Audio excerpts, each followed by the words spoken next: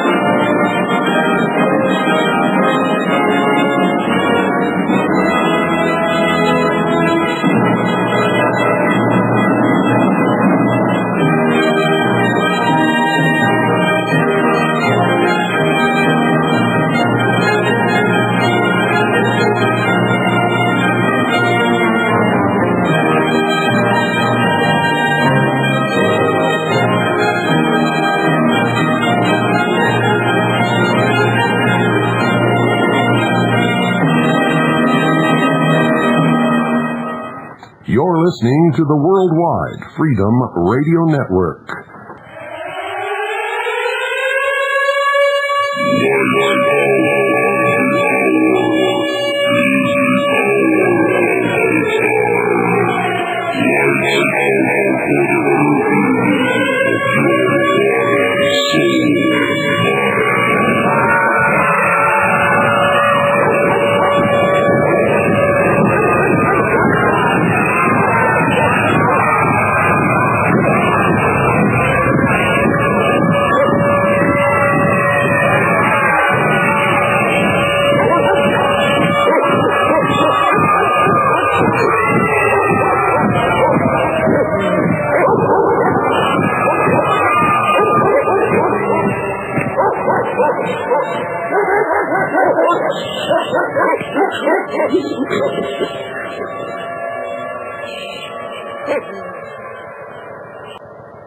You're listening to the Hour of the Time.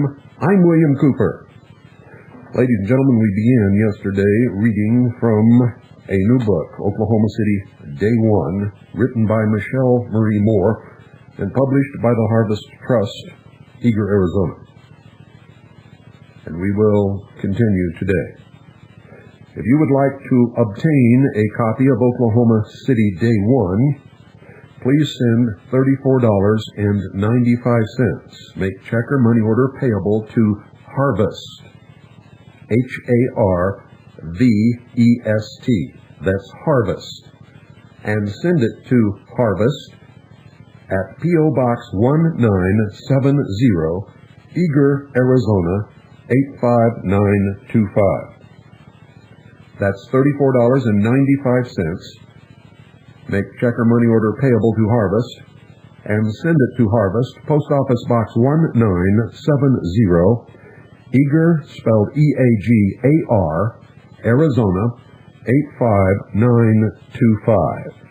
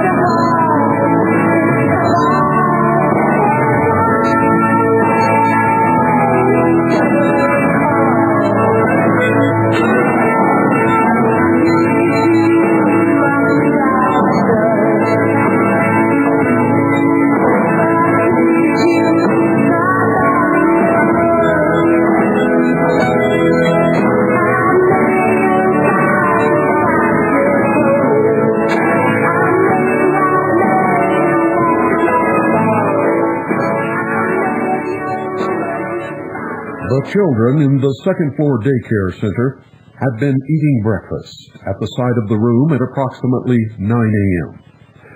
The north wall of the daycare center, which faced northwest 5th Street, had been blown outward, and the inner wall that buried the children had also been blown outward from the inside of the building, crushing them where they sat at the breakfast table.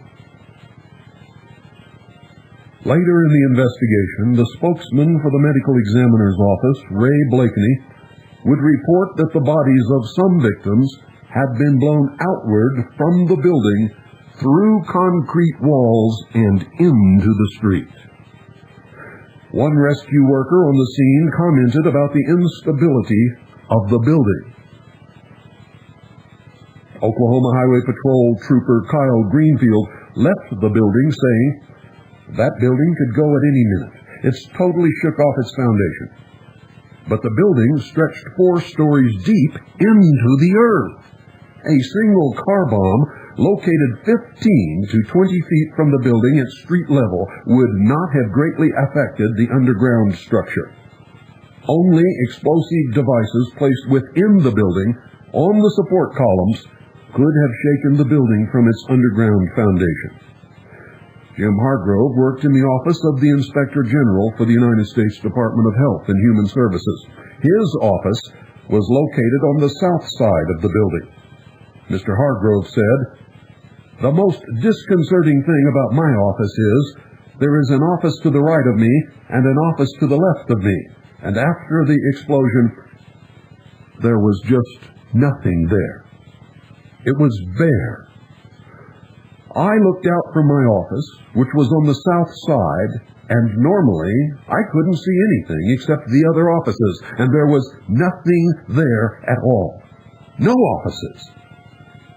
Instead, I could see my car out in the parking lot on fire. We tied curtains together and lowered ourselves through the window of the 3rd floor to escape. Something was terribly wrong with the big picture. If the bomb had been in the street, why wasn't the front of the building blown into the building? Why was the damage so asymmetrical? Why was so much of the building destroyed? Why had the columns in the building collapsed vertically as if they had been sliced away from the foundation? Within a few hours of the event, members of the news media suddenly began stressing, with much repetition, that there had been only one explosion. They all stated too emphatically, too many times, that the one explosion alone had done all of the damage that we were seeing on television. I silently wondered about these strange contradictions. I wondered why the media had stopped airing the interviews of the witnesses who had heard 2 explosions, who had seen 2 pillars of smoke, who had felt 2 concussions. Right before my very eyes, within only a few hours after the explosions, the official story of the event was being carefully crafted, cautiously molded, and delicately manipulated away from the testimony of witnesses to become something else entirely. Some fiction that had virtually nothing to do with what had occurred. I wondered who was doing it and why. But most of all, I wondered why no one else seemed to be asking any questions.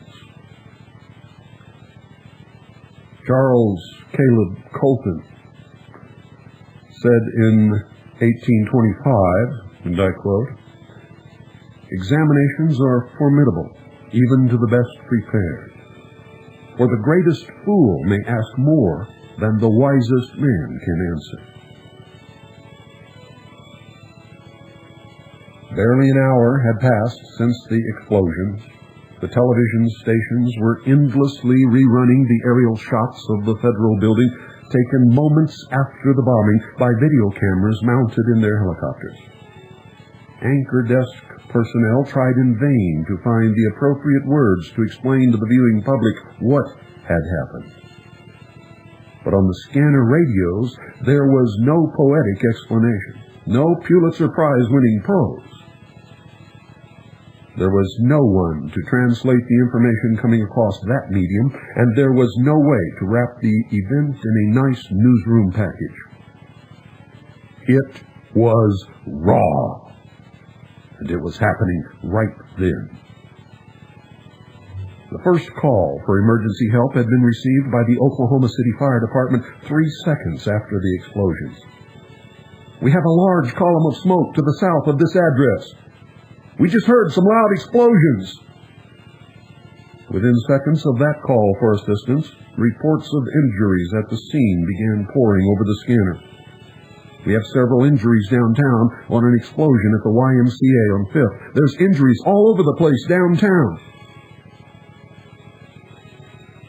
Oklahoma City firefighter Monty Baxter, arriving at the disaster at 9:03 a.m., was the first fireman on the scene. He radioed back to fire department headquarters. "This explosion is at the corner of 5th Street and Robinson. We have multiple injuries." Other fire trucks began to arrive, driving into the dense black smoke. From the scanner we heard, "We need to get a pumper over here on Robinson. We could put out these car fires and cut down on the black smoke a little bit." As one group of firefighters concentrated on putting out the fires in the parking lot across the street from the Mura building, others began trying to assess the number and the nature of the injuries. Said Sergeant Eric Thompson, "There were people crawling, just stumbling out to the street. Several people were bleeding. There was debris everywhere. There was still stuff falling out of the air." Within minutes, medical personnel began arriving at the scene in great numbers. Paramedic Mark Robinson stated, "I and my partner and 5 other paramedics in plain clothes all piled in the back of one of the ambulances at headquarters, and we headed down to the scene immediately." Many medics came rushing from area hospitals. Some drove downtown from their homes, and some drove miles from out of town to assist in any way possible. One hospital later reported receiving telephone calls from as far away as Illinois, asking if any additional help was needed. Within the first hour, volunteers had arrived at all Oklahoma City hospitals in such great numbers that there was a doctor available for every injured person needing treatment and at least one nurse. Sometimes 2 or more to assist every doctor. Upon arriving at the bomb site, emergency medical technician Scott Moore stated, "We were immediately swarmed by about 20 or 30 people, all with lacerations to the face. Some had chest injuries, some were pale, apparently in shock, all saying, 'Can you do something?' and 'Can you help us?'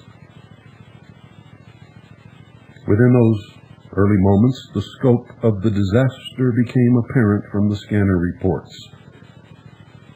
"We're reporting multiple incidents inside the county courthouse and the YMCA building. Mass casualty incident at that location over a 6-block area. We're not sure what the center of the explosion was at this time." At 9:08 a.m., witnesses monitoring the scanners knew exactly where this disaster had occurred, and from that source, the news media went into action, informing the world. The words of the firefighter reporting what he saw sent waves of shock through everyone listening.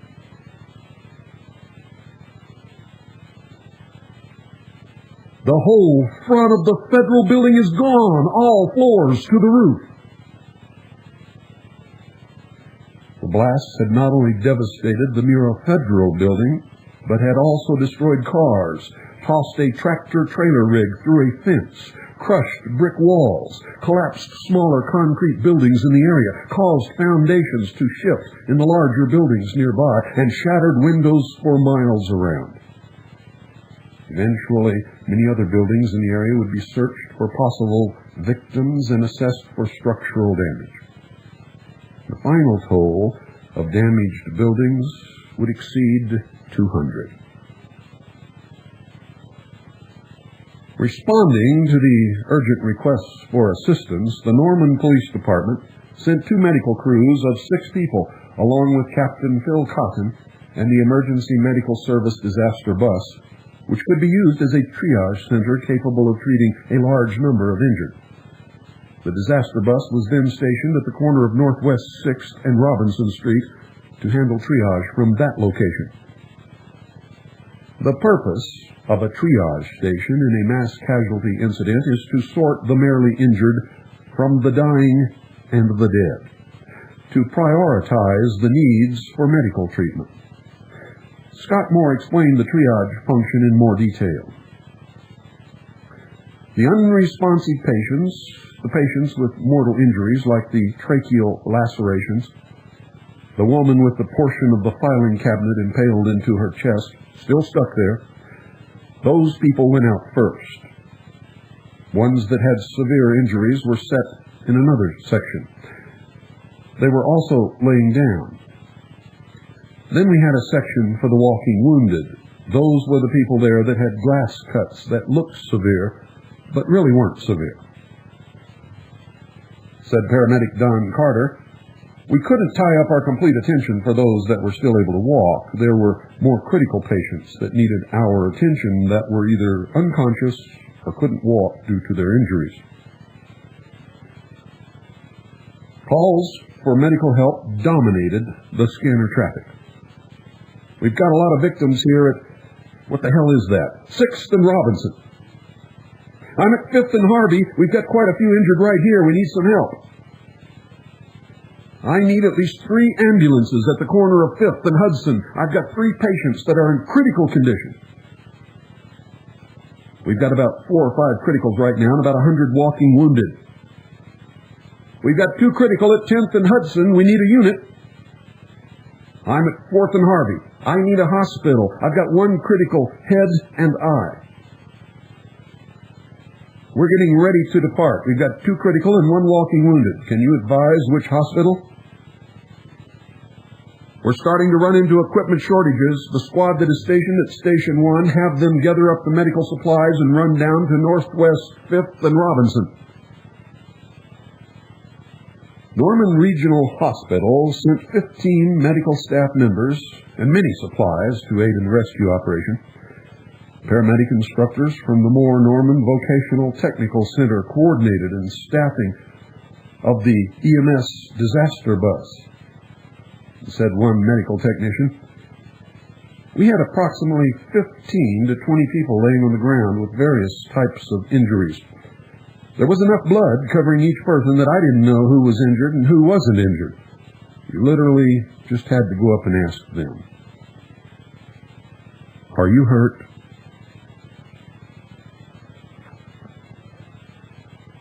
Additional triage units were quickly established on the east and south sides of the Muir building, often moving from place to place wherever triage was needed at the time.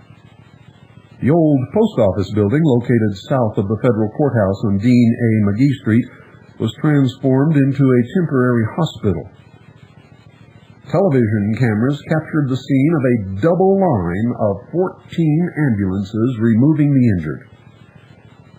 In the early moments after the explosions, ambulance service provider EMSA had requested that the Norman ambulances provide coverage to the Moore and South Oklahoma City areas. But within a half hour of making that request, EMSA summoned all available ambulances in the surrounding metropolitan areas to the scene of the disaster. When all of the statistics were compiled several months later, we learned that there had been 66 emergency medical units involved in the rescue operation, 34 from Oklahoma City, 29 from Mutual Aid, that's surrounding communities, and 3 from Tulsa. The number of people transported by these medical units was 215, 95 by EMSA, 44 by Mutual Aid, and 76 by other means, bus or police vehicle. An unknown number of patients were transported by private civilian vehicles. 2 command units were on the scene within 2 minutes of the explosions, and 3 life support units were placed on 24-hour standby. The response to the bombing utilized 165 EMSA employees, and the helicopters involved in the rescue operation came from Metaflight, Oklahoma, and Fort Sill massed flights.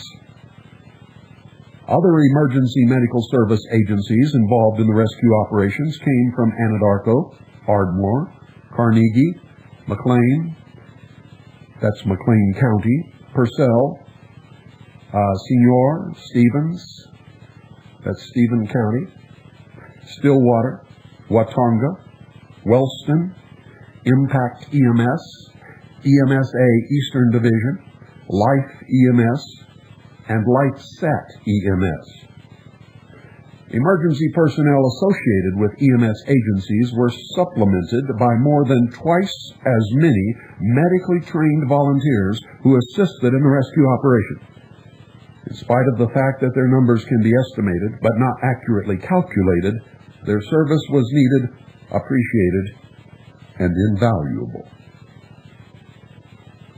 We will also never know how many of the injured were taken to area hospitals in the vehicles of private civilians.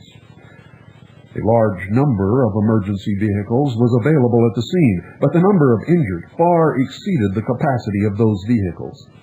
Without the willingness of private citizens to transport the wounded to area hospitals in their own cars, trucks, or vans, the death toll might have been much greater.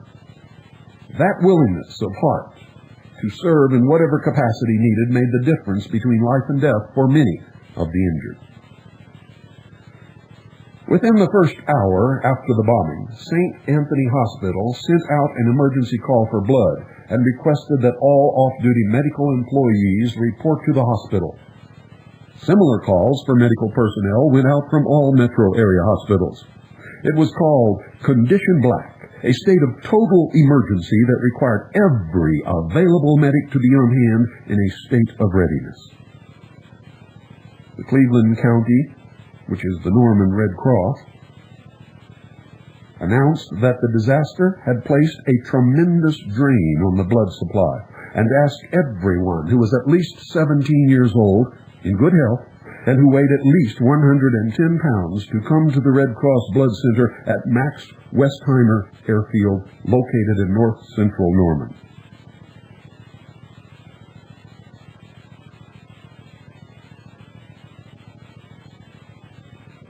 Within 30 minutes of the announcement, the blood donation center was overwhelmed with donors. The parking lot was filled to capacity, and cars were parked for hundreds of yards along the roadway and in the grassy fields surrounding the center. Within 2 hours, the Norman Red Cross announced that they could take no further donors at the Westheimer location because the response to the call had been so generous.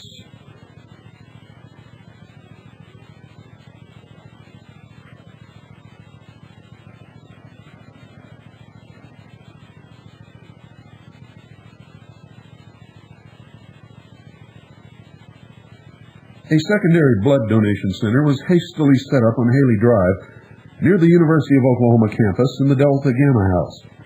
It also rapidly filled to capacity with volunteer donors. The Oklahoma Blood Institute's Sylvia N. Goldman Center, located within 5 miles of the Mira building, put out a call for donors.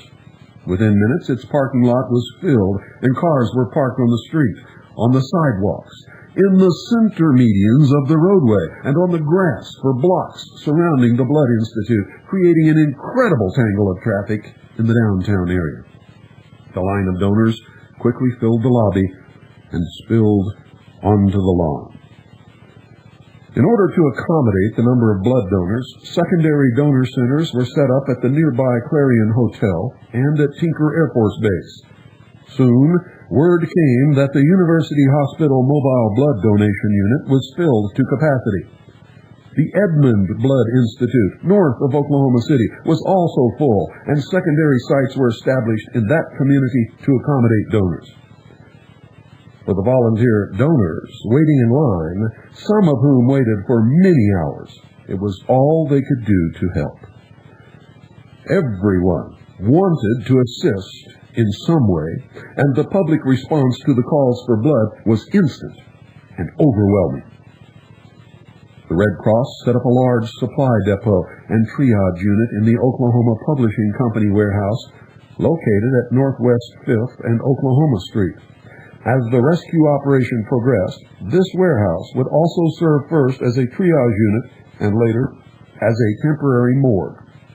There were 250 Red Cross volunteers dispatched and another 200 who signed up for relief duty. Also arriving at the Red Cross Supply Depot were many uniformed men and women from Tinker Air Force Base's 38th Engineering Installation Wing headquarters, which specializes in communications. They had come to assist in coordinating the communications between the different medical units on the scene, law enforcement personnel, firefighters, and the other specialized rescue teams that were arriving. Dozens of counselors, psychologists, mental health workers, ministers, and priests arrived to aid the wounded and to comfort and counsel the family members who had loved ones trapped inside the Muir building. Later in the day, specialized counseling, called Critical Incident Stress Debriefing, was made immediately available for every worker who came out of the Muir building because of the extremely disturbing and emotionally wrenching situations with which these rescuers were confronted. Food and supplies donated by the public began pouring into the Red Cross Depot in such quantities that storage space was at a premium. The Red Cross issued an announcement that they would ask for specific items when it was known exactly what was needed, and graciously asked the generous public to wait before driving into the downtown area. Traffic for miles around the blast site was at a complete standstill at that moment, and it was too early to know what more was going to be required. Everyone was urgently searching for some way to help. The only way to know what was needed was to stay tuned to the television and the local news radio stations. The scenes on television were extremely graphic, raw, and for the most part unedited. Time and again, viewers were warned about the explicit, violent nature of the broadcasts for the sake of any children who might become upset by what they saw. The warning could have been issued for viewers of any age or experience. We were seeing a bloodbath. As one news anchorman defined it, this is a disaster of international proportions. The people who came stumbling out of the ruins of the buildings had had their clothing torn off or ripped to shreds by flying glass. One man removed his own clothing to cover a bleeding victim lying in shock on a stretcher in the street. A rescue volunteer who ran to the scene from the Kerr-McGee Corporation complex wrapped a small boy in his own dress shirt and stayed with the child, warming him and speaking tenderly to him, until the child could be transported to a local hospital for treatment. U.S. District Judge Gary Purcell, who had come running from his courtroom in the federal courthouse behind the Muir building, wrapped one of the injured in his judge's robe. The walking wounded carried the more seriously injured out of area buildings, often assisted by unknown civilian volunteers. Two men carried a woman with a profusely bleeding leg wound to volunteer medics by using an office chair as a litter. Other civilians loaded the injured into their own cars or laid them in the beds of pickup trucks to transport them to area hospitals. So many volunteers helped so many victims. Some of the injured would never know the names of the persons who helped save their lives. Some would later be reunited with their rescuers and with grateful tears embrace one another as if they were family members meeting after many years' absence. A volunteer carrying a small boy to the medics for treatment was asked by a television reporter, "Do you know who that is you are carrying?" He replied, "No." And that was so often the story. Those who could walk helped those who could not. And this selfless gift of assistance to strangers was given over and over again by hundreds of people throughout the morning. It was simply the right thing to do, and no one ever gave it a second thought. Reporters from every local media source had converged on the area, collecting curbside interviews with victims, civilian volunteers, local business owners, rescue workers, hospital personnel, and later, from federal officials. It would be mid-afternoon before members of the national news media descended on Oklahoma City in droves. During the earliest hours of coverage, the local media struggled to convey to the rest of the world the scope of the disaster that had occurred in our capital city, in what would be forever called the Heartland.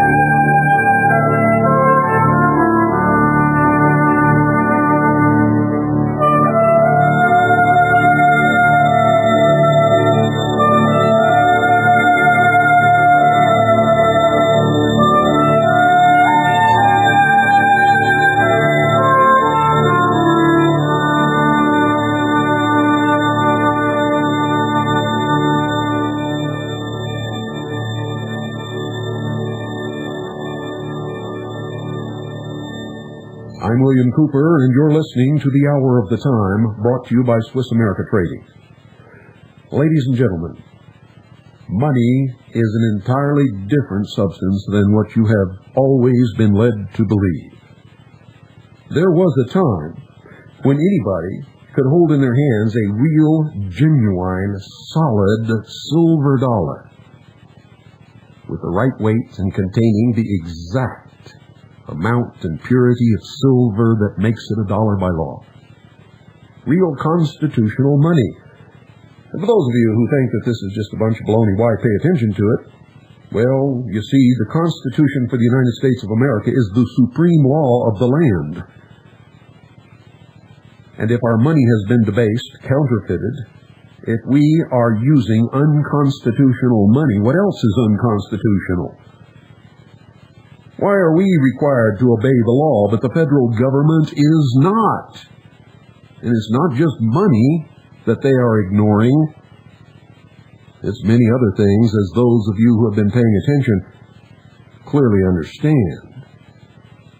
Something is seriously wrong in America. Everyone knows it. Everyone can feel it in their gut. Not too many people can tell you exactly what it is. I can. They have been doing so for almost 5 years now, and will continue as long as I'm allowed to live to do it. And one of the most serious things that is wrong in America is its money. If you want to find out what real money is, call Swiss America Trading at 1-800-289-2646. Ask, ladies and gentlemen, for a free copy of the current newsletter. Tell them that you're a listener to the Hour of the Time. Find out how you can get your hands on some real money.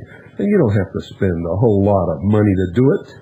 You don't have to get rid of a whole bunch of these phony counterfeit Federal Reserve notes in order to do it. You can tell them you just never held a silver dollar. You never held a gold coin. Ask them what's the smallest amount you can spend to get one in your hands, so that you'll know for once in your life, probably the first time, what real money is. And once you've done that, once you feel it and see it, you'll never have any misconceptions ever again. You see, you can immediately tell the difference between a $5 gold piece and a $20 gold piece, between $1 silver dollar and 20 silver dollars. But you lay one Federal Reserve note that says $1 on the table next to one that says $20, and I defy you to tell me the difference aside from the numbers on those pieces of paper. You can't. And that's one reason why it's not money. It's backed by nothing. It promises nothing. Its value exists only in your mind. 1-800-289-2646. 1-800-BUY-COIN.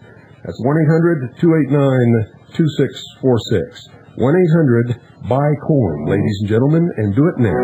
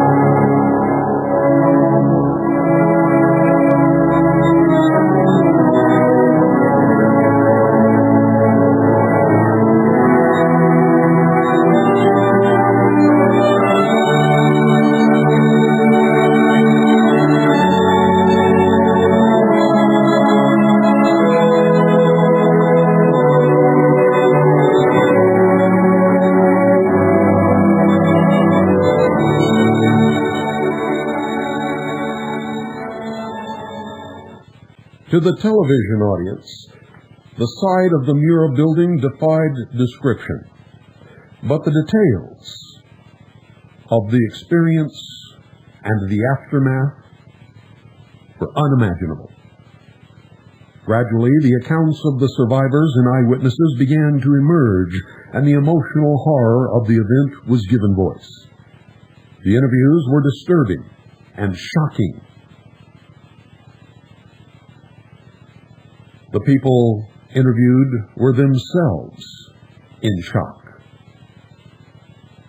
Many had barely escaped with their lives, and some were bleeding and trembling, answering reporters' questions as medics cleaned and bandaged their wounds. We were about to get our first taste of what would eventually become over 1,000 personal accounts of the bombing of the Alfred P. Mura Federal Building. David Sykes, a mail carrier, was in the mailroom in the basement of the Federal Building when the explosions occurred. He stated that at first he thought it was a boiler explosion. He and several other mail carriers ran into the hallway and found it destroyed and in flames. Sykes said, "There was glass and fire everywhere. We just got out of there." But upon reaching the street level, the sight of what had happened stunned Sykes completely.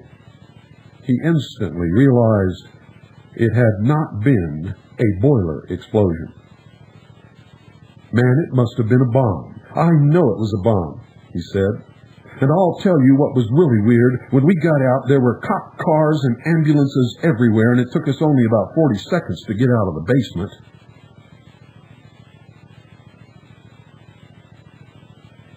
Of even greater interest was the fact that Sykes reported fire in the basement level of the building, supposedly caused by an explosion that occurred outside the building up at the street level. Third-year nursing student and member of the Oklahoma Air National Guard, Donna Trimble, was hurrying to class at the University Health Sciences Center. She was going to be late to class because of a flat tire, which had delayed her arrival. Trimble was about 6 blocks away from the Mura building when the force of the explosions slammed into her car. "At first I thought I'd had a wreck," Trimble said, explaining that the jolt had caused her head to hit the windshield. "And then, when I realized I didn't have a wreck, I thought it was maybe some sort of building demolition downtown." Seeing an Oklahoma City Fire Department truck rushing past her into the downtown area, Trimble followed it. Then she saw the building. It was the worst thing I've ever seen. There was a lot of confusion. Abandoning her car and rushing into the scene on foot, Trimble ran through the thick black smoke rising from the parking lot full of burning vehicles and helped remove an injured woman from a crushed car. When the woman had been safely placed in the hands of other medics, Trimble hurried toward the building. Water was gushing into the lower levels of the building, and people were yelling for someone to shut off the power in the water. I saw one man sitting in his office. I could tell from where I was standing that he was dead. The whole wall of his office was gone. Trimble continued working throughout the morning in the triage units around the Mura building, helping in whatever way she could. Sam Patterson was employed in the office of the U.S. Department of Health and Human Services, located on the south side of the third floor of the Mura building. He described his experience. It wasn't really loud. It was more of a muffled noise. But immediately after the explosion, I could see clear through the building and out the other side. I could see the parking lot across the street, and all the cars looked like they were on fire. The ceiling of Patterson's office had collapsed, but fortunately the floor beneath him held firm. Everyone from Patterson's office made it safely out of the building with only a few minor injuries. Witnesses saw two employees from the 9th floor office of the Bureau of Alcohol, Tobacco, and Firearms staggering around without shirts, the torn rags of their trousers bloody. Jim Staggs, bleeding profusely from the head and chest, told the media that he had been talking on the phone in the BATF office when he heard the explosions. We were just trying to get out of there, he said as the medic cleaned and bandaged his wounds. The doors were locked. We couldn't get out. We were just trying to find a way out. Debris was everywhere. The second BATF employee, Vernon Buster, was covered with glass cuts. He described the scene within the building as frantic. He said, I felt the explosion come from my left, and then there was this force of pressure and debris started falling and glass flying. Immediately after making this statement to the press, Buster laid down on the street, weak and white with shock. Captain Henderson Baker was not sitting at his desk at the time of the explosions. Baker worked in the Department of the Army's Oklahoma City Recruiting Company headquarters. He stated that he was standing talking to a co-worker when suddenly he began falling. The portion of the 4th floor office in which his desk was located had disappeared into the dust, smoke, and crashing concrete. I just didn't know what was going on. I was surrounded by black smoke. It was dark, black, and I was falling. I landed on the 1st floor and saw a light ahead. I just walked toward it. Dazed and shaken, Baker miraculously managed to walk directly out onto Northwest 5th Street. With blood flowing down his face, internal injuries, abrasions, an injured arm, and multiple bruises, Baker then went back inside the building to search for his co-workers, but after the first hour, 6 were still missing. Henderson was eventually taken to Mercy Health Center for medical treatment. One man, who did not identify himself, told reporters, I had a meeting with the building manager, and he and I had just left the meeting. We walked out to the elevator shaft. We were out by the elevator when all of a sudden I heard a big boom. And everything went black and things were falling in on us. There was thick dust everywhere. You could hardly breathe. So I yelled for the building manager, and I finally heard him answer me. Although he had been standing right next to me when the blast took place, I couldn't find him afterward. Finally, we connected, and he and I tried going out together. We found a couple of ladies caught in the debris. We helped get them out. All of us went out together. We finally found an exit. I thought I was going out the front door, but somehow we ended up going out a side door. Everything was just debris and rubble. The building had collapsed around us, It was so dark and dusty you could hardly breathe. You just had to survive to get out. Deputy County Assessor Tim Gilbert had run from his office a block away when he felt the force of the explosions. Upon reaching the Muir building, he was stunned by what he saw. It was like a big concrete tomb. It was incredible. Everything was collapsing down on everything. He heard a call for help under a pile of concrete, but when he reached the pile of rubble, the call for help had stopped. Then he found a woman's hand. We dug down to her, and I saw the wedding ring on her finger. I felt her pulse, and she was dead. She was pregnant. I couldn't get her out by myself. I thought maybe if we got her out, we could save the baby. But we couldn't do it alone. The vertical collapse of the support columns and the subsequent pancaking of the floors of the Muir building resulted in a pile of rubble some 25 feet high. The angle of the collapsed floors had created a chute down which workers, office furniture, fixtures, and building debris had fallen. Tim Gilbert climbed on the two-story pile of debris and with 5 other men formed a human chain. Together, they worked feverishly to pull people out of a sinkhole in the middle of the building. They were lifting people out, and we would grab them. There were people yelling, "Over here! Help me!" I don't know what happened to those voices. The last 5 minutes we were in there, we couldn't hear them anymore. We got 7 people out, 2 adults and 5 kids. When asked if he felt like a hero, Gilbert said, "No, I'm not a hero. They needed help. Everyone was trying to do what they could." An employee from the 5th floor of the Muir building described how he survived the explosions. "I went under the table when the ceiling started to cave in. That saved me, I guess." And others had a similar story. One man claimed, "When I crawled out from under the desk, there wasn't any building left around us. Our whole office area was gone. My floor was okay, and the ceiling had come down, but there was still concrete above, so it was just the corner of the office that was left that we were in. Everybody else that we work with is gone." Dr. Brian Espy, a veterinarian for the U.S. Department of Agriculture, survived the bombing and said he never dreamed the building in which he had worked for 6 years would be the target of a terrorist attack. In a statement released to the press in the late morning, Dr. Espy said his entire staff of 7 people was gone, lost somewhere in the rubble of the building. All but a few of the offices in his area of the building, 5th floor, disappeared in the rumbling collapse.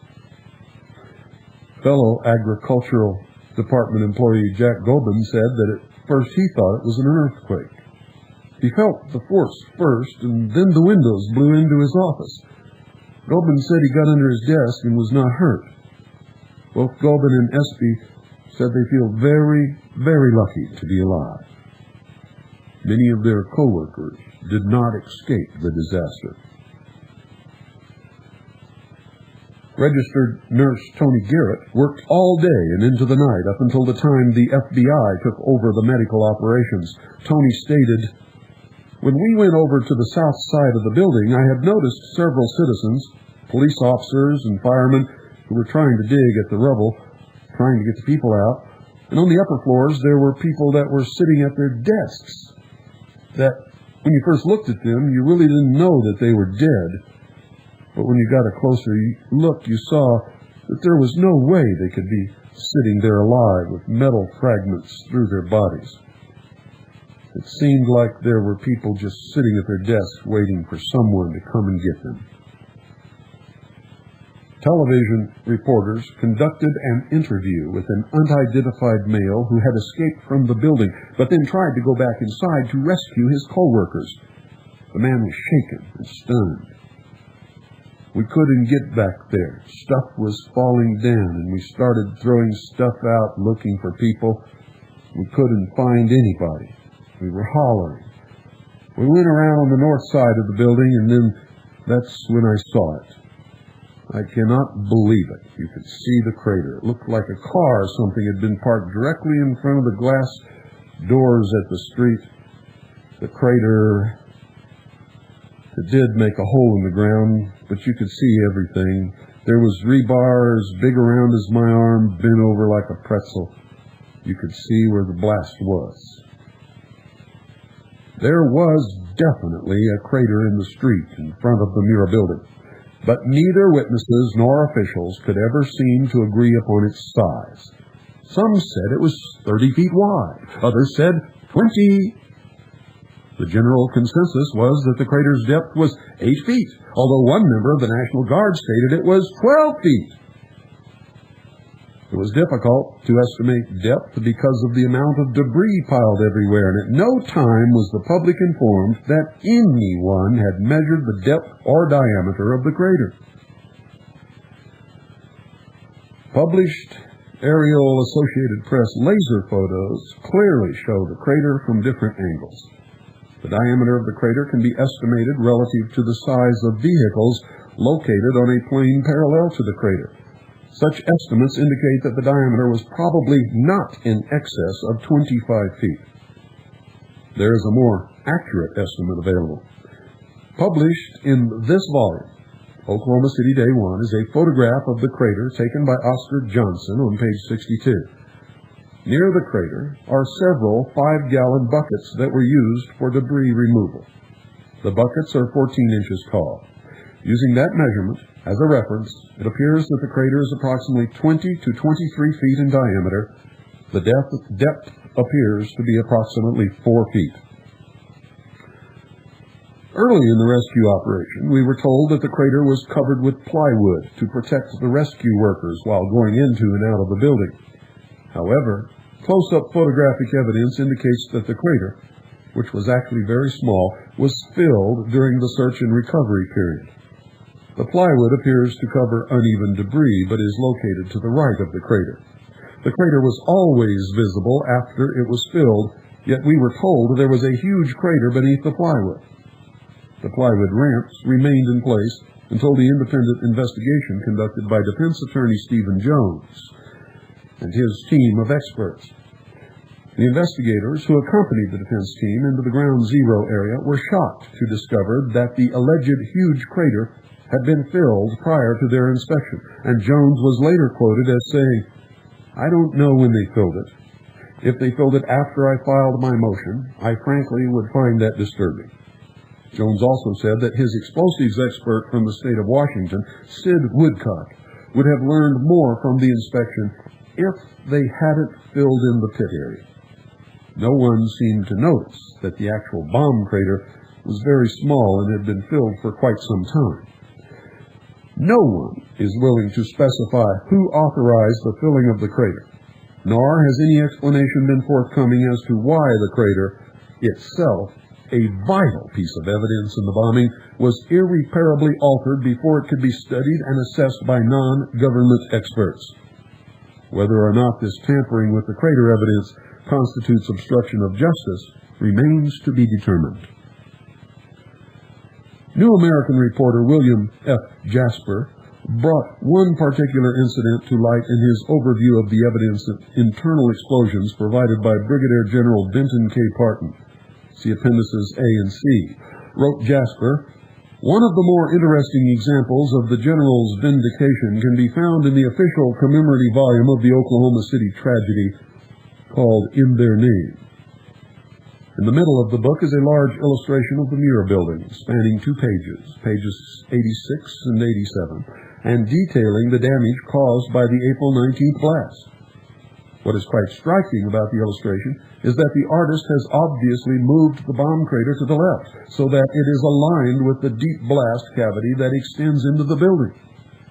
What this episode demonstrates is that whether consciously or unconsciously, the illustrated and/or the book's producers have attempted to reconcile the conspicuously conflicting data by altering the evidence to fit the official story. Now, Mr. Jasper's assertions, while intriguing, do not fit the photographic evidence. General Parton's best estimates placed the crater approximately 4 feet to the right of column A4, see Appendix C. However, it appears from the aerial photos that the crater is actually about 4 feet to the left of column A4. While this placement concurs with the drawings on pages 86 and 87 of In Their Name, a closer examination of pages 82 and 83 does place the crater to the left of A4. There does not appear to have been any deliberate attempt to alter the evidence in this manner.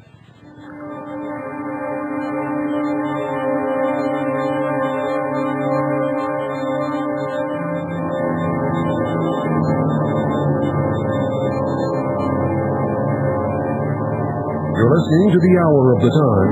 I'm William Cooper.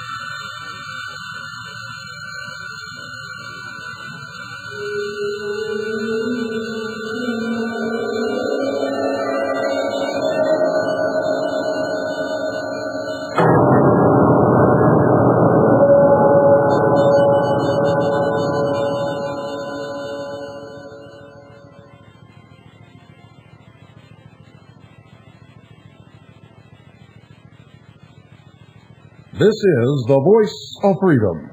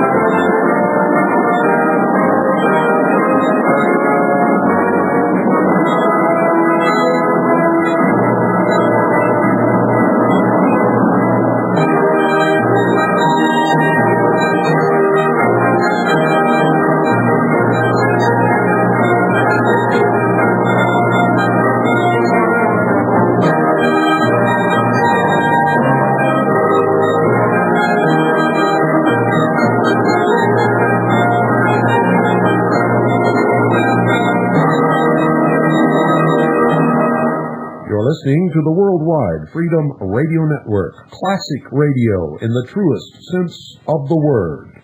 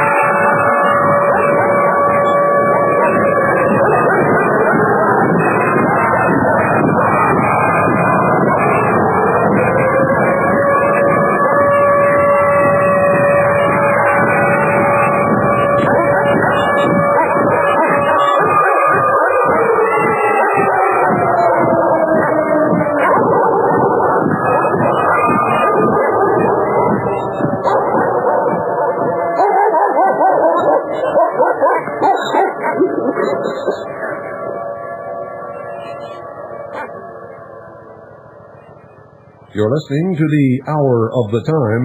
I'm William Cooper. Ladies and gentlemen, we are reading from the book Oklahoma City, Day One by Michele Marie Moore. It is documented and sourced. There is no conjecture, no rumor. There are no opinions in this book. It is all fact.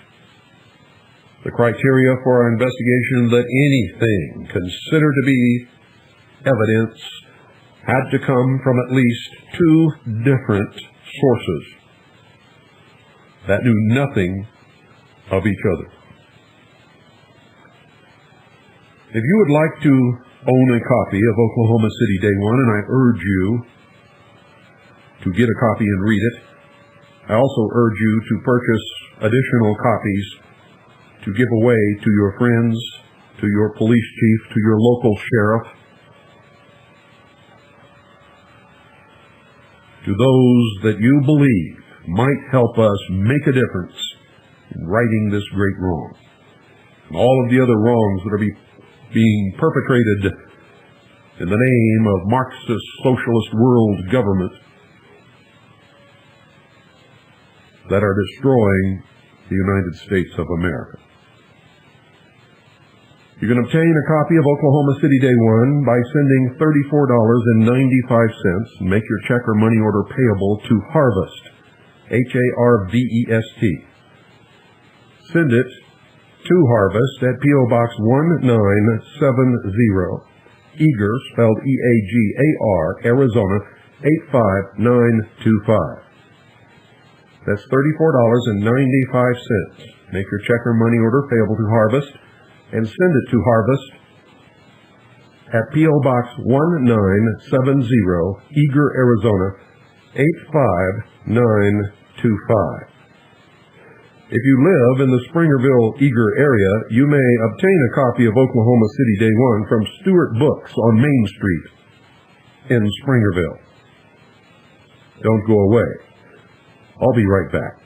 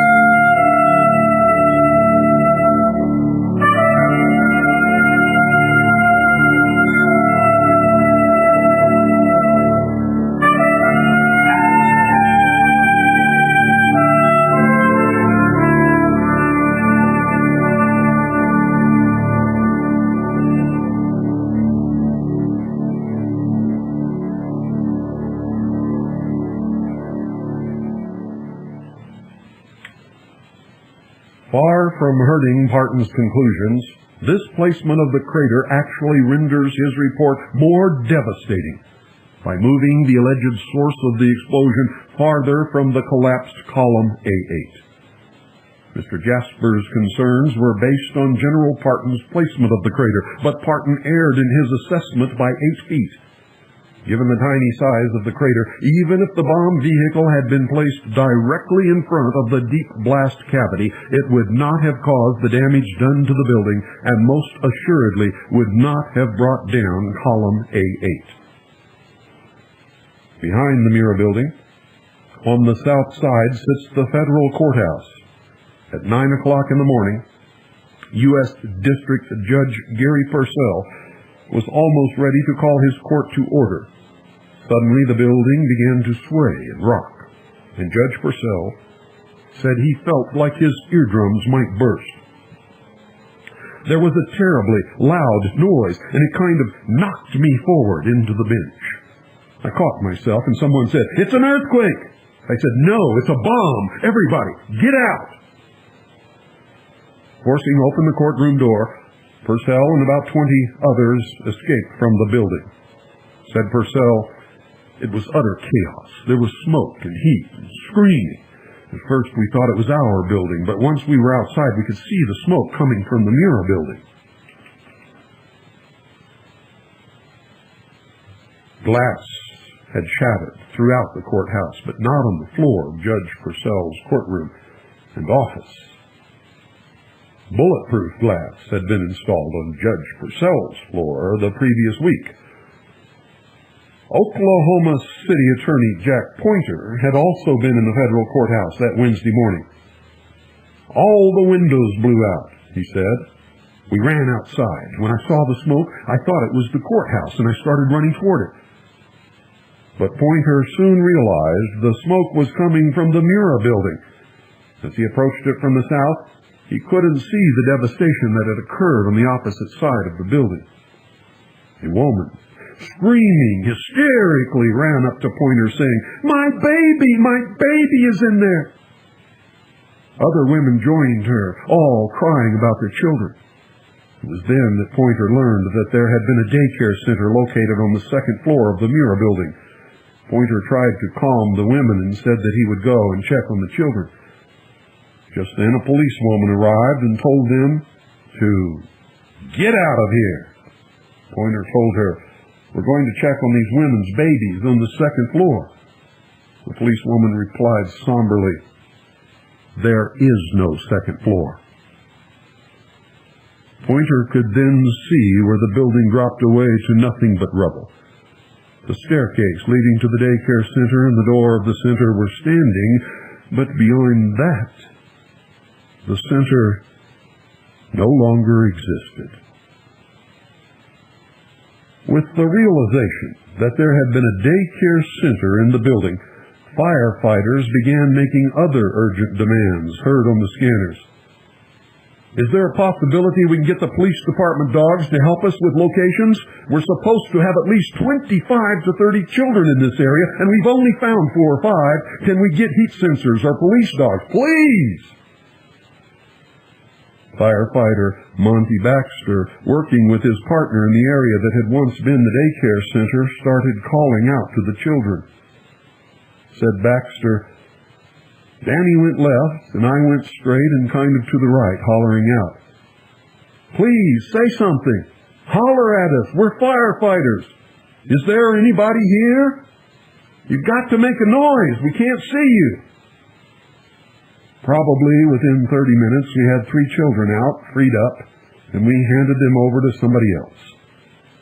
Of the many children present in the daycare center that morning, only 6 would survive." As the day progressed, the removal of the dead would begin. Some of the bodies were taken first to the children's playground area on the south side of the federal building, and later to the temporary morgue set up in a warehouse at the corner of Northwest 5th and Oklahoma Street.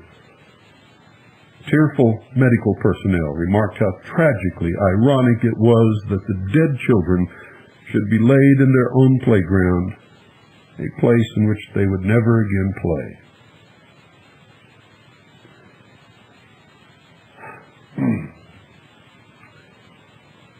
In 1989, when the daycare center had first been built, it was called Uncle Sam's Kids Corner. Under the leadership of then Governor Henry Bellman, the General Services Administration had spent $48,000 on sod, fences, and other improvements to provide a scenic, safe, outdoor place for the children to play while their parents worked nearby. At that time, only 6 years previously, the provision of on-site child care services was considered an excellent employee benefit. After the Oklahoma City bombing, many who had fought hard to win on-site child care were reconsidering the wisdom of keeping children near any federal office. It is an issue still being hotly debated and remains unresolved. On this day, April 19th, the fencing materials, which had previously provided safe boundaries for the children at play, were being used as ladders with which to reach and extract the injured from the federal building. Surrounded by the tiny, often unidentified bodies of the children, wrapped in small blankets and laid side by side in the south playground area, the Reverend George Miley of the Anglican Church of the Holy Cross walked among the dead, praying as he carried his open Bible. "I am asking God to receive them," Miley said. It was the last intercessory act he felt he could perform, an act of peace in the midst of the confusion and turmoil all around him. According to rescue workers inside the federal building, bodies and severed body parts were scattered everywhere. Those still living were trapped and crying out for help.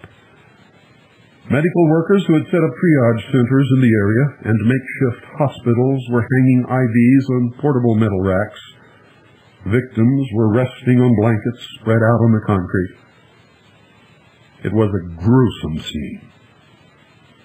Mike Taylor, director of cardiopulmonary services at Norman Regional Hospital, was quoted as saying, "They're having to cut off body parts to get them out of there." One worker came out with a medical backpack and just collapsed from the intensity of the scene. In spite of the fact that the rescue workers were being sent into the building for only 30 to 45-minute shifts, many were completely overcome by what they saw inside and by what they had to do while there. In one unforgettable moment of many that day, television viewers watched in grief as a police officer, stumbling trance-like from the building, stopped by the street curb near a parked patrol car. Overcome with the emotional stress and tragedy of the event, the officer folded his arms around his face as if to blot out all he had seen, bowed himself over the hood of the vehicle, and wept openly. And we all wept with him.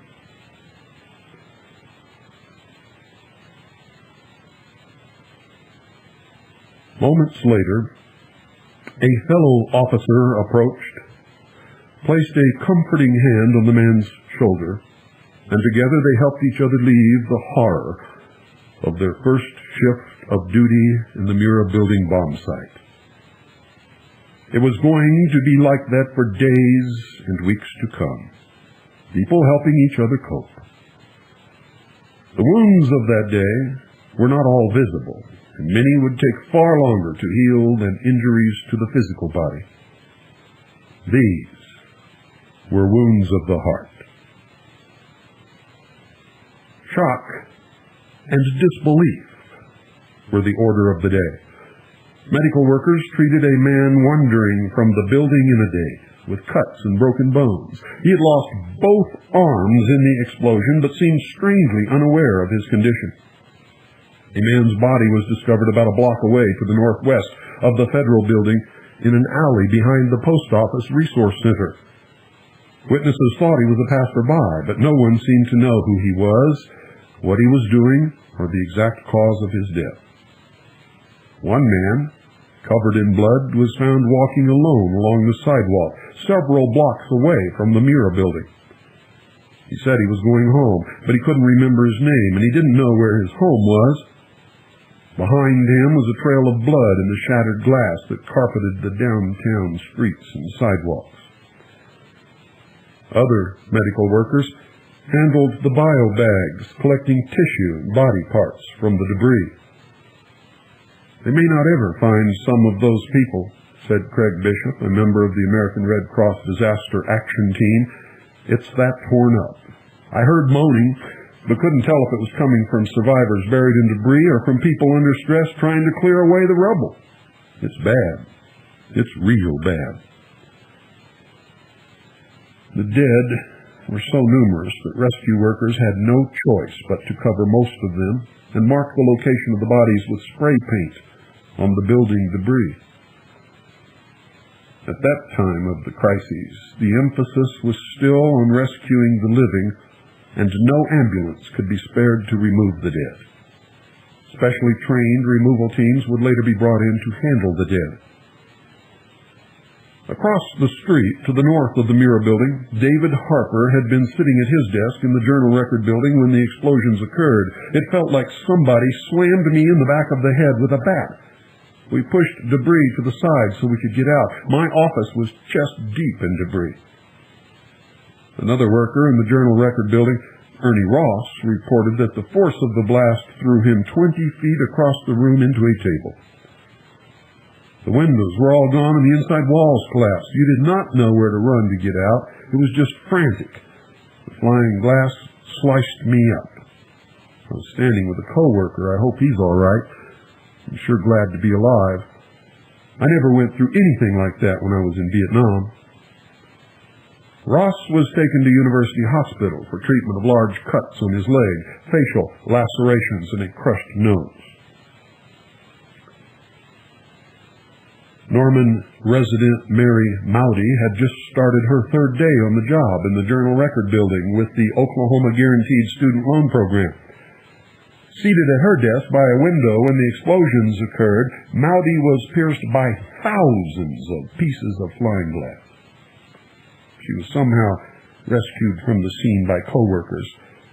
After being rushed to Presbyterian Hospital, Mowdy endured more than 7 hours of surgery and received over 1,000 stitches. She would again face surgery the next day. Mowdy suffered a broken arm, cut tendons in her arms, and severe cuts to her lower face and neck. Of the 7 injured and 3 critically injured in the Journal Record building, she was the most seriously hurt. Burby Lovelace had been in the Oklahoma City Downtown Lions Club office on the second floor of the YMCA building, which was located a half block to the northeast of the Mira building. It took us only 1.5 to 2 minutes to get outside, and there were police cars already there, men in their heavy helmets. Lovelace had just stepped away from her desk when suddenly it was covered with shards of glass, ceiling tiles, and insulation. The windows blew in and the ceiling fell, she said. Everything that was not concrete just went. The force blew me toward the door. I have glass cuts all the way across my face. I did what every normal human being does. I panicked. I jerked open the door, which was blocked by ceiling tiles, and limped down the hall. Everybody was screaming and crying, but we made our way down the stairs. Lovelace, with several of her co-workers, went back inside the YMCA to remove children from the daycare facility in that building. She didn't realize how badly she was bleeding until someone handed her a towel. Strangers walked up and began picking up the children and taking them out into the street. Parents were running and calling out the names of their children. One father was so panicky that he didn't see his own daughter in the arms of a man who was holding her right in front of the dead. Strangers held children who were not their own and waited for parents they did not know. State Representative Kevin Cox, who was in front of the YMCA and less than a block from the Mira building at the time of the explosion, said, All of a sudden, I felt like I was in a hammock between two trees in my car. The windshield shattered and blew me and the car into a building at Northwest 5th and Broadway. I was very shocked. I know I bailed out of my car and fell down several times. I wanted to run for cover. The whole side of the building was blown out, and every car in the parking lot directly across from the Federal Building was ablaze. Cars within that block are buried in rubble.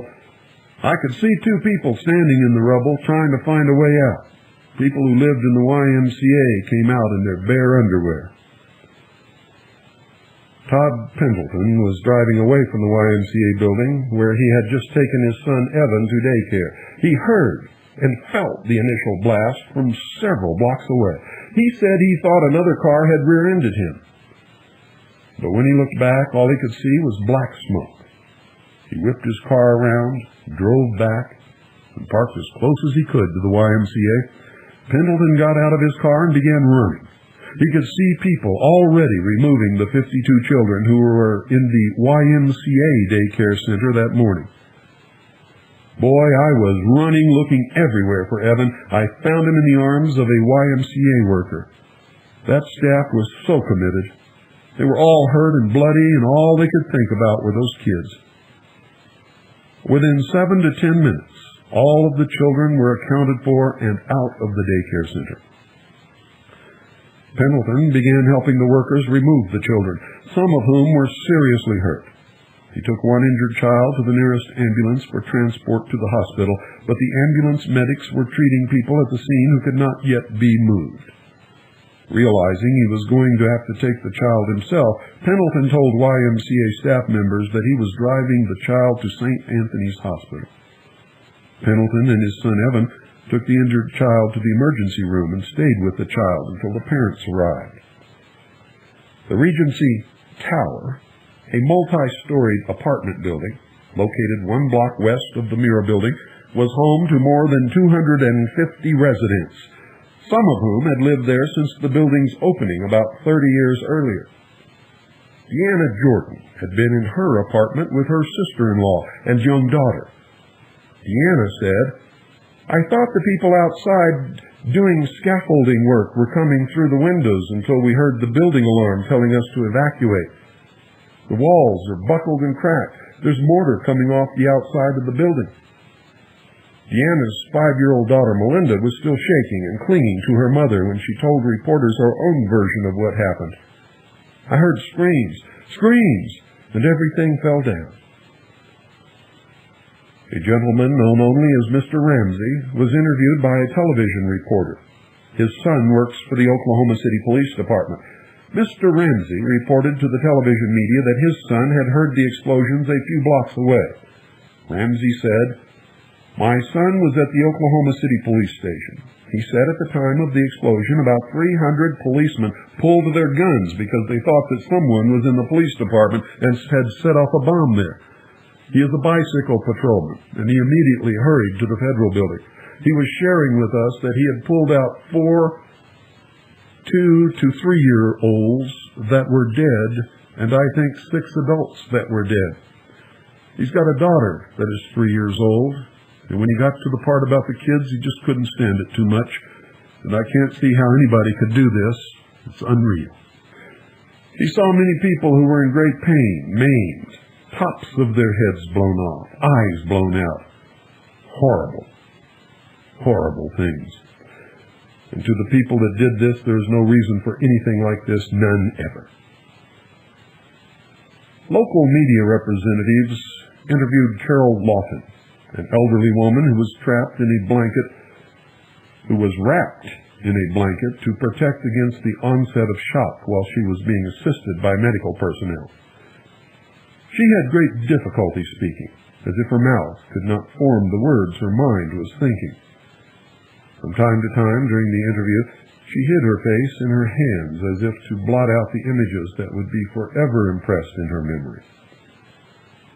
"It got dark," she said, "and then the floors from above went down in glass.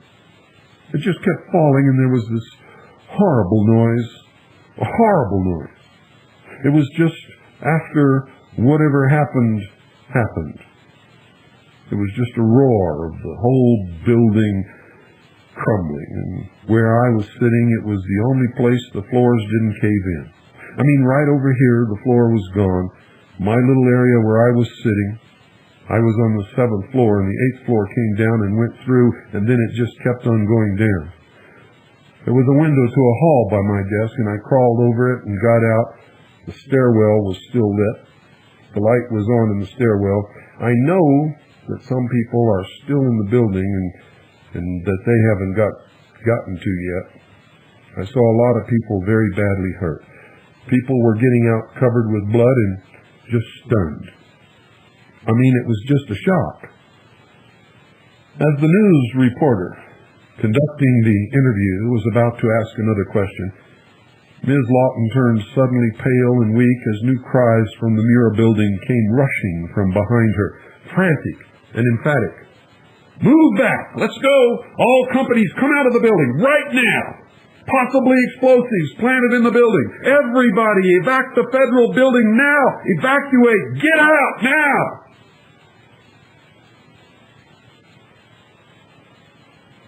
In 1905, Oscar Wilde said in De Profundis,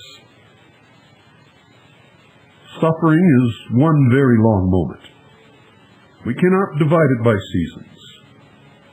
We can record only its moods and chronicle their return."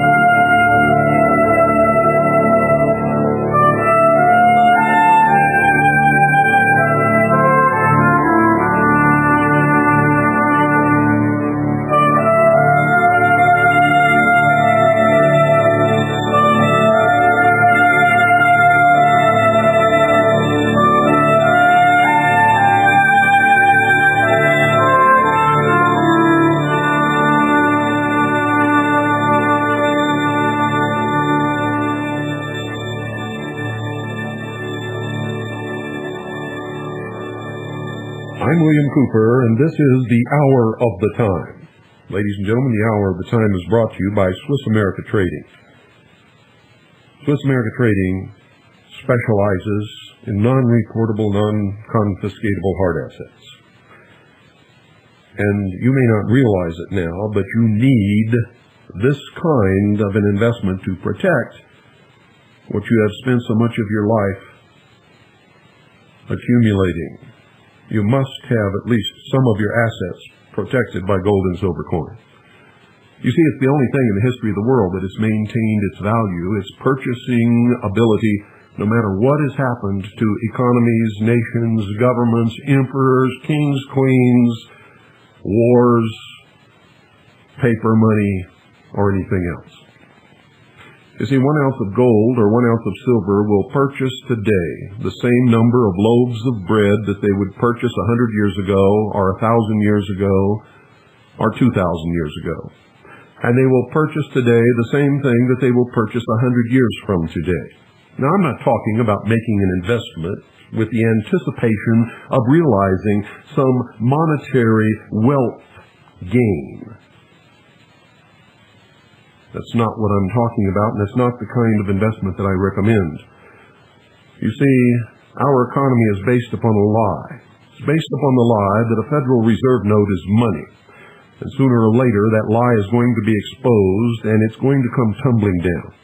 And when it does, only those who really do have money will be protected by that crash. It must happen.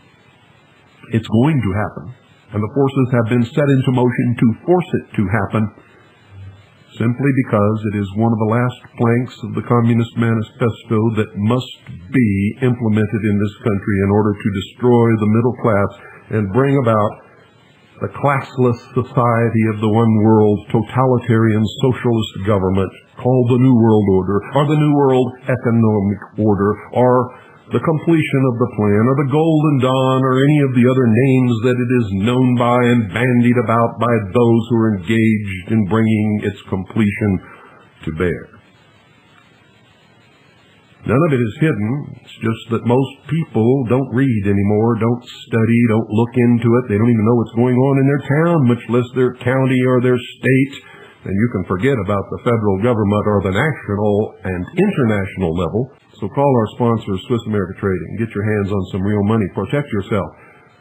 Protect at least a part of what you've spent so much of your life earning and gathering. You don't want to be one of the refugees begging beside the road, I can assure you. And that is coming. Study the history of socialism and you will see. Don't believe me, ladies and gentlemen. Listen to everyone, read everything, believe nothing unless you can prove it in your own research. That's the way to do it.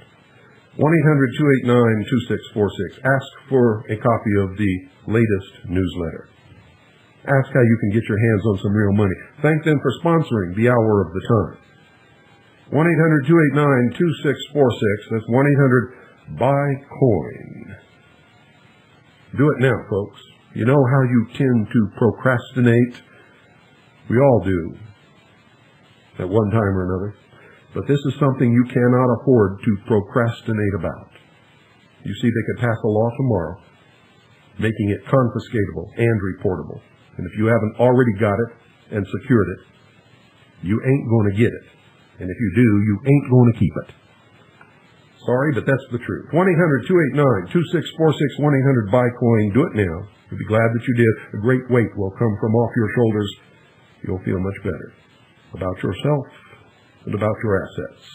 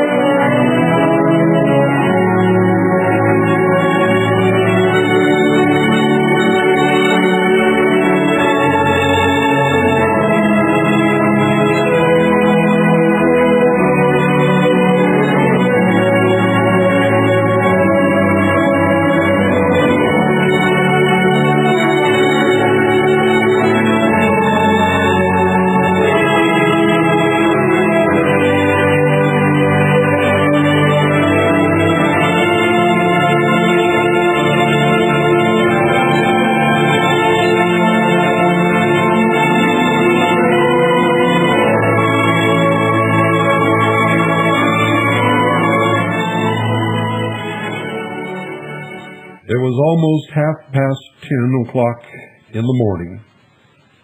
The warning came that another bomb had been discovered in the ruins of the Muir building.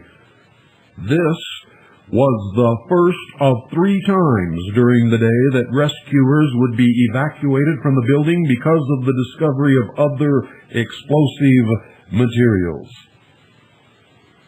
Witnesses monitoring the police scanner radios reported hearing the urgent announcement, "All companies come out of the building right now. Everybody evacuate the federal building. Remove all your personnel from the building immediately.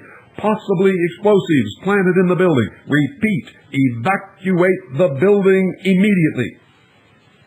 All personnel were ordered from the building and the surrounding area, some leaving victims trapped in the rubble who desperately cried after them to stay. Oklahoma City Assistant Fire Chief John Hanson, in writing about the evacuation, stated, "The decision to pull our people was made quickly. In truth, there was no choice to make. The first rule for those responding to an emergency is not to become victims themselves." When the call came to evacuate, some of our people were working to extricate victims from the debris that trapped them. We learned later that some of those rescuers opted to stay with the injured and ride out the threat. We didn't reprimand any of them for their decision. We felt it was one of those few times in life where there wasn't a right or wrong choice. Whatever each rescuer personally chose to do, given each specific situation, was the right thing to do. Rescue workers were forced to leave some people who were conscious but trapped. Leaving was extremely tough on everyone who was sent out of the building, but it was obviously far worse for the victims left inside. The rescuers who saw their faces caught glimpses of pure terror, and those expressions are something they will carry with them for the rest of their lives. Firefighter Monty Baxter echoed Chief Hanson's words as he tried to explain how difficult it was for the rescuers to leave the victims. I don't think anybody knows how tough that is, especially for a firefighter, to know that you're sitting here with somebody who's trapped and hurting and very frightened, and then you're ordered to leave. Some of the trained individuals who had patients sitting right next to them refused to leave the area until those patients were removed, said medical technician Scott Moore. It's real hard to sit there with someone who is bleeding and dying, who is looking at you and asking you not to leave, and then just go ahead and leave them. It's real hard to do that. An unidentified firefighter, obviously deeply affected by what had occurred, stated, "When we got back, after the first evacuation, some of the people who were alive when we left them had died by the time we returned." Deputy County Assessor Tim Gilbert had to abruptly end his search near the nursery when reports of a second bomb led to the evacuation of the area. "God, I hope they get those little kids out," he cried. "I had to leave little kids on the second floor. I'd rather be horsewhipped than leave these little kids." An ashen-faced volunteer, Robert Buckner, stated, "I would have gladly given my life for one of those kids' lives, just one child." In describing the sudden panic that struck those at the bomb site, paramedic Mark Robertson said, "All of a sudden I looked up and I saw this large group of firemen running just as fast as they could. A lot of them were older firemen with whom I'd made many calls during the 6 years I'd been out in the field, and I saw fear on their faces. Some of those guys were running faster than I'd ever seen them move in my life. I thought, if these folks are scared about something, then it's time to run." As word of the ordered evacuation spread, civilians in the area panicked and began to run away from the federal building fast as they could in every direction. Everyone was moved back from the bomb site while law enforcement officers made more secure the makeshift perimeter that had been hastily erected around the devastation. More yellow crime scene tape went up, wooden barricades were brought in, and more guards were posted. Demolition experts arrived to handle this newest emergency. People all over the world, watching on television and listening on radio, were riveted to the spot as the Oklahoma Highway Patrol bomb squad entered the building. All listened with bated breath for any information from the officers. Moments after arriving, a bomb squad officer reported, "All companies on the general alarm be advised there has been another device found in the federal building. Clear a 4-block area." On the police band, a horrifying conversation between two workers in the federal building was overheard by scanner buffs who were following the downtown developments. This conversation was reported by 3 separate and unrelated witnesses. Quote, "Boy, you're not going to believe this." "Believe what?" "I can't believe it. This is a military bomb." End quote. What was going on here? No word had yet been released to the public concerning the makeup of the bomb or bombs that had devastated the building, but suddenly we were confronted by the voices of experts on the scene describing as a military bomb the device that was being handled at that moment by the bomb squad. This was a very serious development, It turned out to be something that would later be denied by all federal law enforcement representatives and by the primary local players when the media was finally allowed to ask the hard questions. In fact, once the denials began, the subject of other explosives in the building became the issue that would simply be ignored by all officials for several months to come. Nevertheless, witnesses at the scene had plenty to say about it at the time. Mail carrier David Sykes, who had earlier escaped from the basement area of the federal building, reported that a firefighter ran toward the crowd gathered nearby and told him and his co-workers, "You folks might want to move on west. They found another bomb." Kathy Garrett, the Red Cross Public Information Coordinator, told reporters, "Everyone just started running. They were shouting, 'Get out of the way, there's a bomb!' I ran." Andy Cullison, a cameraman who had been at the Good Printing Company 7 blocks north of the Muir building at the time of the explosions, had moved closer to the scene to observe the rescue operation.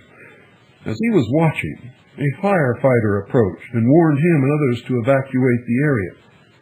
Cullison said the firefighter told him, "They believe there's a second device, and it's more powerful than the first." 2 firefighters and 1 other gentleman, each speaking independently of the others, and on condition of anonymity, testified to what was found in the building.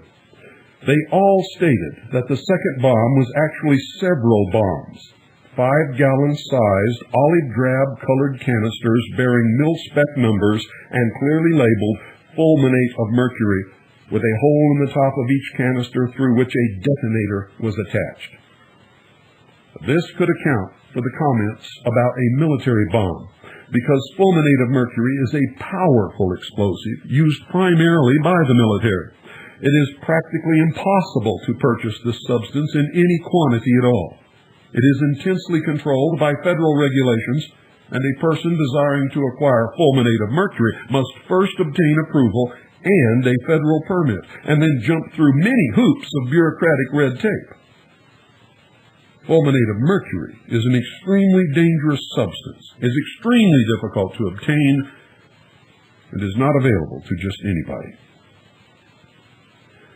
In an interview conducted in May 1995 by Relevance magazine, Oklahoma City Police Department Public Information Officer Bill Martin confirmed sketchy reports that several containers of fulminate of mercury were discovered inside the building. He guessed that they might have been used routinely by the BATF in their explosives work. By late summer 1995, Martin had changed his story, knew nothing about the fulminate of mercury, couldn't imagine how the rumor got started, and suddenly could not recall the name of the magazine that had interviewed him the previous May. The fact that this chemical was found in clearly labeled military canisters obviates the possibility that some local thug manufactured the chemical in his kitchen, if such a thing were even possible, or bought it on the street. The fact that there were multiple canisters of military origin found in the building casts an entirely different light on everything that happened thereafter. Several witnesses at the scene watched as the rescue operation was stopped, and they stated that they saw at least 3 additional bombs taken out in barrels from the 3rd floor by bomb squad personnel. Others reported that explosive devices from the building were removed under blankets on medical stretchers. It was later reported that these devices were taken to a county property and detonated. Additionally, the Dallas Morning News later wrote, "Early reports speculated that the terrorists may be traceable through the unexploded device agents recovered from the building." When questioned about who might have been responsible for the bombing, Dr. Randall Heather, a terrorism expert, said, "We should find out an awful lot when the bombs are taken apart. I think it was a great stroke of luck. And it's hard to talk about luck on a day like today in Oklahoma City. But it was a great stroke of luck that we actually have got defused bombs. It's through the bomb material that we'll be able to track down who committed this atrocity." As far as the bomb squad, the police, the experts, and the eyewitnesses were concerned, there were secondary devices discovered and removed, possibly of military origin. As far as the media was concerned, those discoveries were going to supply the big break needed to track down the perpetrators. Amazingly enough, the devices were not used to track down anyone. Their existence was denied, concealed, and lied about by federal officials, and eyewitnesses were threatened and told to keep quiet. No questions were asked.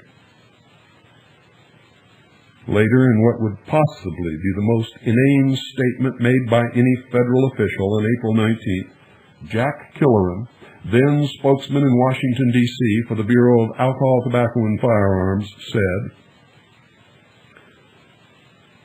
"Public safety personnel on the scene think they have found an unexploded device in the building. We believe this was a bombing, and we are responding as if it was, but we do not have any forensic evidence yet to confirm that. The damage, however, appears consistent with the bombing." Killeran's non-explanation was made in the afternoon when all the world, except him, knew for certain that a bombing had indeed occurred. It is interesting to note, however, that his unfortunate remarks were made prior to the unexplained transformation of the facts into what later became the official story. Killeran would never again refer publicly to secondary or unexploded devices, nor would he again appear in his role as BATF spokesman during the bombing investigation. In spite of the testimony of numerous witnesses and reports from personnel on the scene, national news representatives would for months to come continue to say, "The suspicious devices turned out not to be bombs." This statement, and all others like it, were bold-faced lies. No one in the mainstream press, with the possibility of public exposure and the power to inform, was asking any questions about these obvious contradictions. For reasons unknown, all immediately adopted the revised version of the event in whatever twisted configuration it had at the time, and have continued to do so through the story's many subsequent alterations. But the fact remains that television viewers heard the screams, warning everyone to run from the scene. We heard the voices crying, "A bomb! Another bomb!" We saw the press scrambling to safety. We saw medical personnel grasping the walking wounded under the arms and dragging them away from the area. We listened to the reports from eyewitnesses who saw the secondary devices. Something was definitely going on, and everyone who saw the bomb squad truck arriving at the scene and later observed the bomb squad removing devices from the building had no doubt that something had been discovered. Nurse volunteer Tony Garrett spoke about the discovery of the secondary explosive devices. "There was a period when we were bringing the bodies to the playground, and that's when we were told that we needed to evacuate the building because they had found another bomb. There were at least 4 other people who told me that there was a bomb inside the building, and they were all part of the rescue effort. 2 of them actually saw the removal of the bombs when the bomb squad came down to the mirror building and described to me a timing device on one of the bombs. It had been set to go off 10 minutes after the earlier explosions.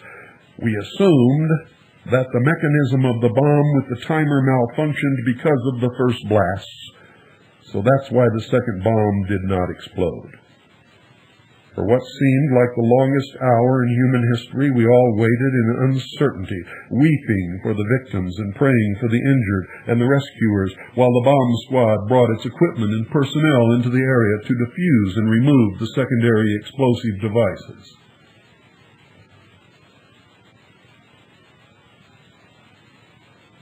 Ladies and gentlemen, don't forget to stay tuned later this evening to the Worldwide Freedom Radio Network for the Jackie Petru program, beginning at 6 Pacific, 7 Mountain, 8 Central, and 9 Eastern, immediately followed by Michael Cottingham with Quest for Health. Or I should say, Quest for Health. A little Freudian slip there. You see, this is probably the most difficult material to read and maintain an emotional composure that I have ever read in my life. And I must confess that a couple of times during this recitation, I had tears streaming down my face.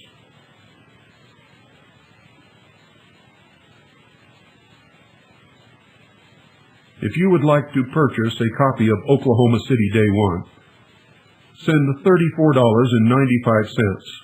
Make your check or money order payable to Harvest, and send it to Harvest, P.O. Box 1970, Eager, spelled E-A-G-A-R, Arizona, 85925. That's $34.95. Make your check or money order payable to Harvest, and send it to Harvest at P.O. Box 1970, Eager, spelled E-A-G-A-R, Arizona, 85925.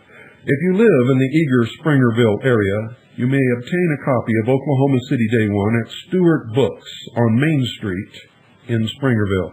If they're out, just order a copy. Won't take but about 24 hours to get it there. Good night, ladies and gentlemen, and God bless each and every single one of you. And may God save this republic.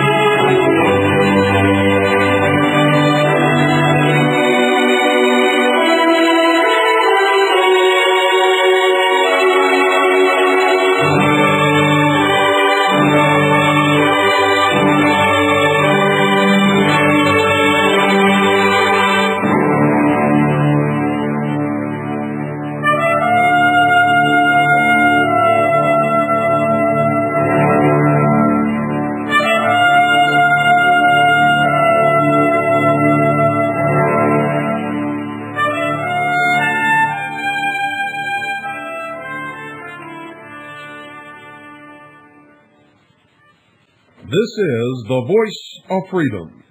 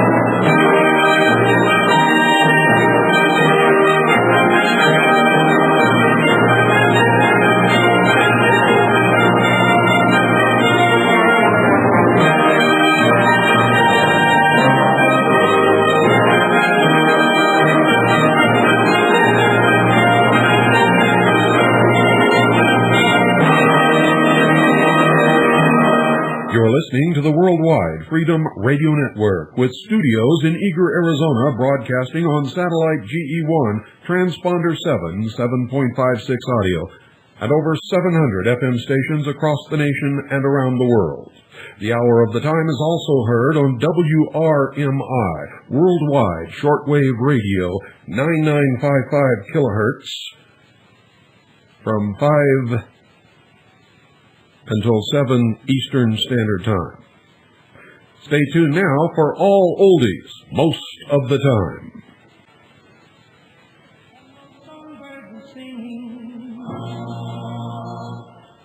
When the twilight is gone, you come into my heart,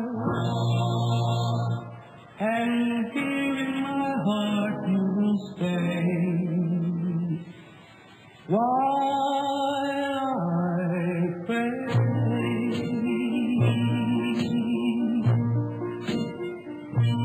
my prayer is to share with you at the end of the day, in a dream that's divine.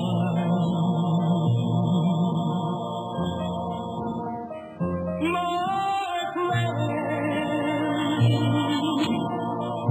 is for rapture in bloom,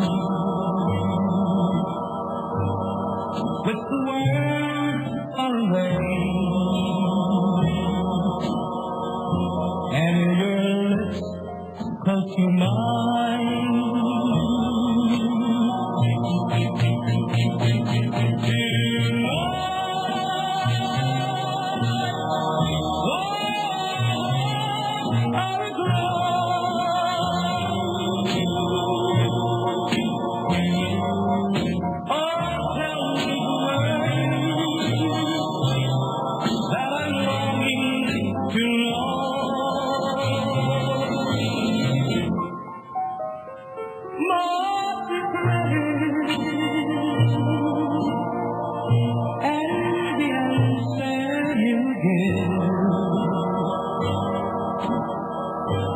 May they still be the same, for as long as we live, let you always be there at the end of my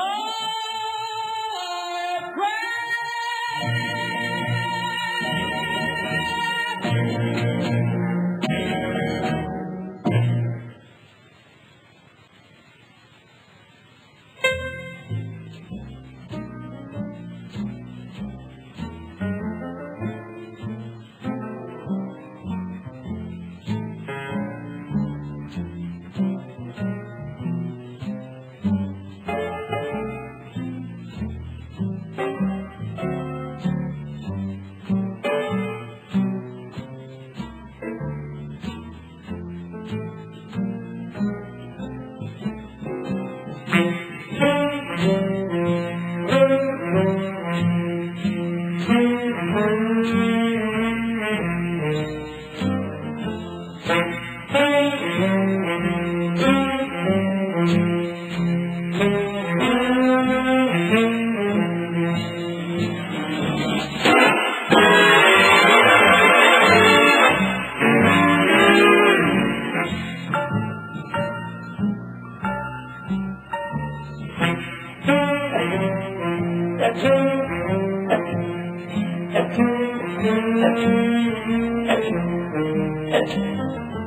you.